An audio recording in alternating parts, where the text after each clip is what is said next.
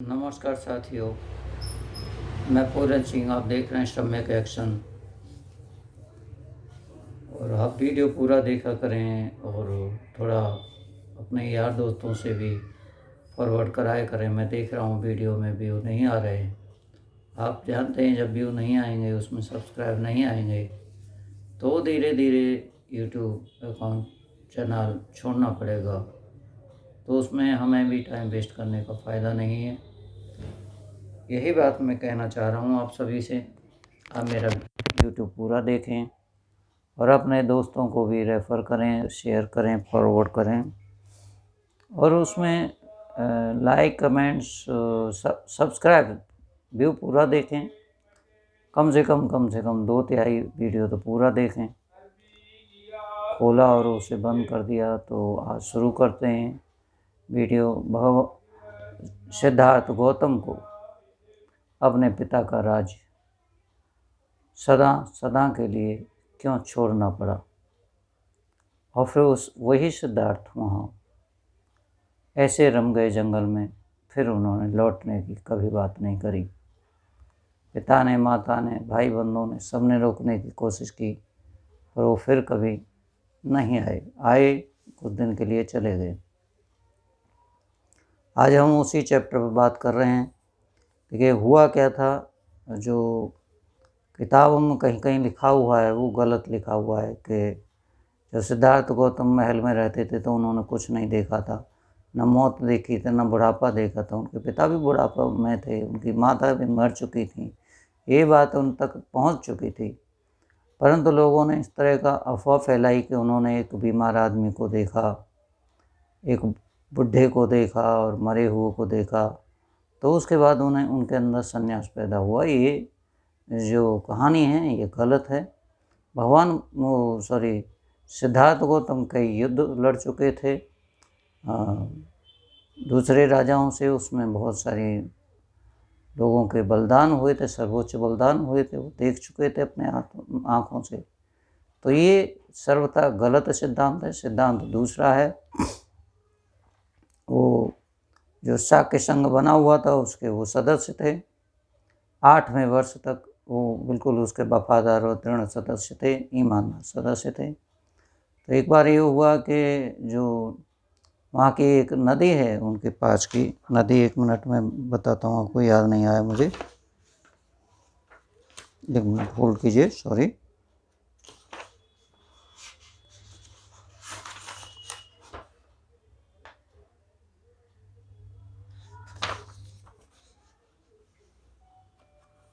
रोहिणी नदी, क्षमा करिएगा, थोड़ा आपको टाइम लग गया, मुझे देख के बताऊँ। रोहिणी नदी थी।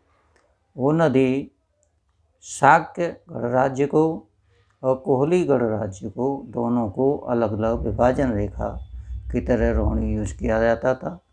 और दोनों ही, शाक्य भी और कोहली भी, उसी नदी से अपने खेतों को सींचा करते थे, उनको फसलों को पानी देते थे। तो एक बार उसमें विवाद हो गया। जो उनके दोनों के नौकर थे, पानी भर रहे थे, तो कोहली और शाक्यों के जो नौकर थे उनमें आपस में विवाद हुआ। विवाद में कुछ लोग घायल हुए, मारपीट हुई। और इस विवाद को लेके जो शाक्य संघ में विचार विमर्श हुआ कि अब के कोहलियों को सबक सिखाते हैं, अर्थात उनको मार पीट के सही करते हैं, ये मुद्दे को, इस बात को सदा सदा के लिए ख़त्म कर देते हैं। तो वहाँ पे बड़ा आक्रोश था इस बात के लिए। उनके नौकर पीटे गए, तो एक तरह से वो स्वयं के लिए था। तो वो बहुत बड़ा विवाद उठा संघ में। संघ में ये विवाद हुआ कि युद्ध से इस बात को सुलझाया जाएगा। और ज़्यादातर जो उसके मेंबर थे संघ के, शाक्य संघ के, तो वो ज़्यादातर इस पक्ष में थे कि युद्ध किया जाए। कोहली भी ऐसे ही उबल रहे थे कि बिना युद्ध किए, बिना ही झगड़ा किए, ये बड़ा मुद्दा है, सॉल्व नहीं होगा, हल नहीं होगा। परंतु सिद्धार्थ गौतम ने अपनी दृढ़ता के साथ एक अलग बात रखी, सबसे हटकर विवेकपूर्ण बात करी उन्होंने कहा कि 2 आदमी हमारी तरफ से और 2 आदमी कोहलियों की तरफ से, और वो चारों आदमी एक अलग आदमी चुनेंगे जो दोनों के लिए निष्पक्ष होगा, वो चुनेंगे और उस विवाद का वो 5 आदमी हल करेंगे। जो भी 5 आदमी एक विवेक से, अपने बुद्धि बल से जो हल करेंगे वो हम दोनों पक्ष को स्वीकार्य होगा। परंतु ज़्यादातर जो शाक्य संघ में लोग थे वो उस विचार को स्वीकृति नहीं दे रहे थे। तो इस पर एक तरह का वहाँ पे वोट पड़ी, वोट का अधिकार सभी सदस्यों को था। तो उसमें वोट पड़ी कि भाई जो युद्ध वाले बात को ज़्यादा लोग सहमत हैं, या जो 5 आदमी उस बात को एक पंचायत करके या समझो सभा करके वाद विवाद करके तर्क संगति के आधार पर उस बात को निर्णय करें कि भाई कौन कब पानी लेगा, कैसे लेगा।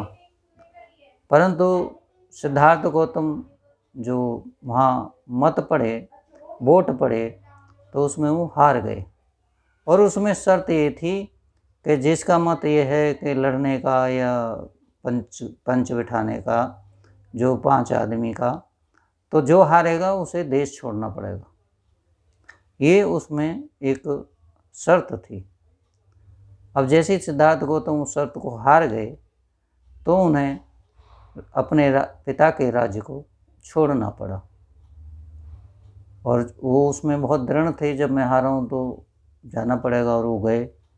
पिता ने, माता ने बहुत रोका उनको, पर वो नहीं रुके। उन्होंने कहा कि नहीं, मैं वचनबद्ध हूँ इस बात से, मैं उसमें वोटों से हारा हूँ, मतों से हारा हूँ, तो मुझे जाना ही होगा, अन्यथा दूसरा हारता तो दूसरे को जाना पड़ता।